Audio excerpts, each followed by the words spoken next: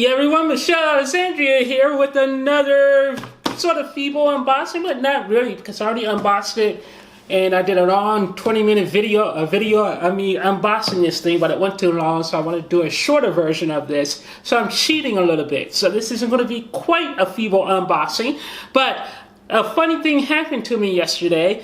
Someone from the Harlem Film Festival asked me if I wanted to come up and cover the Harlem Film Festival. I guess they saw my CinemaCon coverage and really loved it, and I was kind of like, well, maybe. Are you guys paying? And they were like, yes, they're going to actually foot the bill for everything. And you know me, I can't turn down a free trip, even though I had sworn off traveling for a good 8 months. Looks like I'm getting back on the horse next month and going up to New York City for the Harlem Film Festival. So I plan on doing some live blogging, a bunch of vlogs from the festival, and more importantly, I'm going to be interviewing all the various filmmakers at the show. So it should be a really fun weekend. I'm really looking forward to it. Unfortunately, it means I can't see Coheed and Cambria, but someone else from the Ian team is going to be at that concert and throwing it down for us. And then I'm actually going to be interviewing the band in the next couple of weeks. So look for that audio/video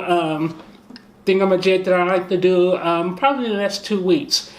With that said, you all know about my woes with my Sony UP970 player. I actually really did like that player. Unfortunately, I just got a defective unit that was a buggy mess, and I had to return it. I actually wanted to just replace it and get another version, but that machine has been sold out everywhere for the last month now.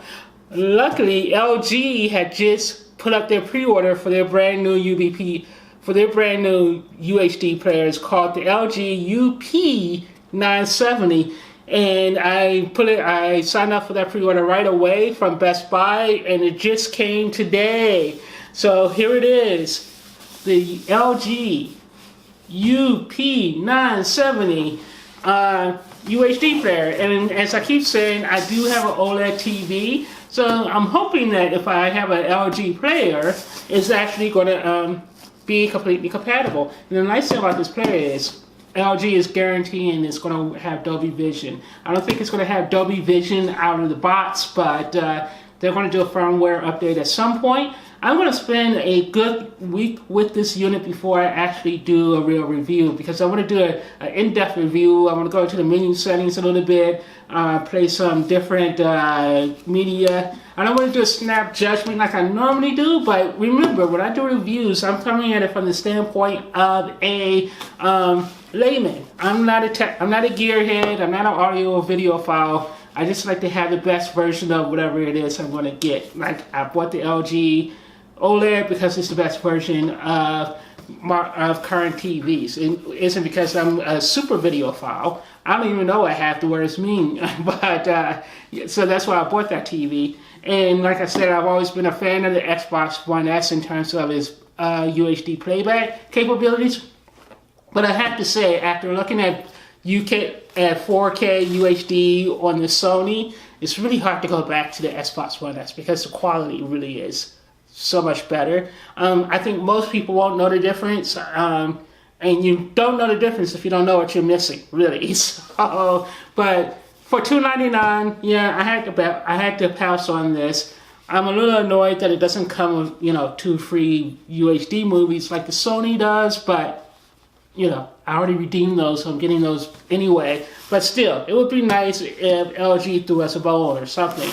When I first saw the picture of this, I was a little concerned because I thought it would just be a clone Samsung KS8500 Blu-ray player, but it's actually not. It's really because in the pictures don't do this player justice, because on the picture it looks really like plasticky junk, and when you hold the box, it feels really small and lightweight, and you're like, oh my god, this is going to be a terrible purchase. However, I was pleasantly surprised when I opened this box up, because when you open it and see the hardware itself, it's pretty impressive. It really is. because this thing is so much lighter than the Sony player. The Sony player is built like a tank and weighs about as much as a tank. However, this thing is really lightweight. But so I thought I would be getting a cheap piece of plastic, but actually no. It feels. This is really solid. It feels lightweight, but it's really solid, and it's all metal. It has a nice metal finish to it.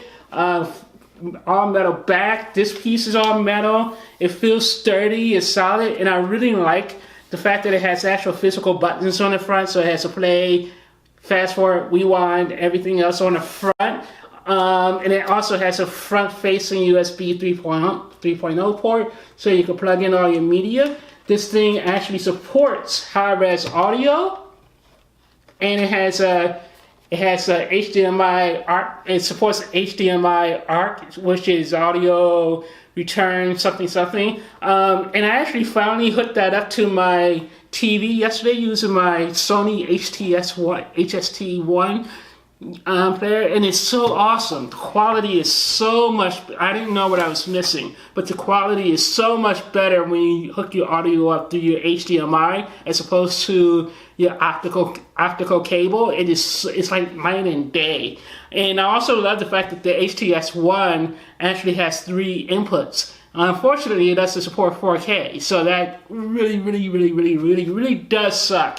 But I love the fact that I'm able to run. It actually frees up some ports on my TV, because now I have my switch going through my Sony soundbar, and I also have my laptop going through my Sony soundbar because I watch a lot of online screeners, and I also have my my Apple TV going through my soundbar. So it's really awesome, that flexibility, having HDMI ARC and having built-in input. So you actually have a built-in HDMI switcher, and that is pretty awesome. Now I actually want to upgrade that and get the new Sony CT800 soundbar, because that actually supports 4K HDR pass-through through the HDMI 2.2 ports, which is pretty darn awesome.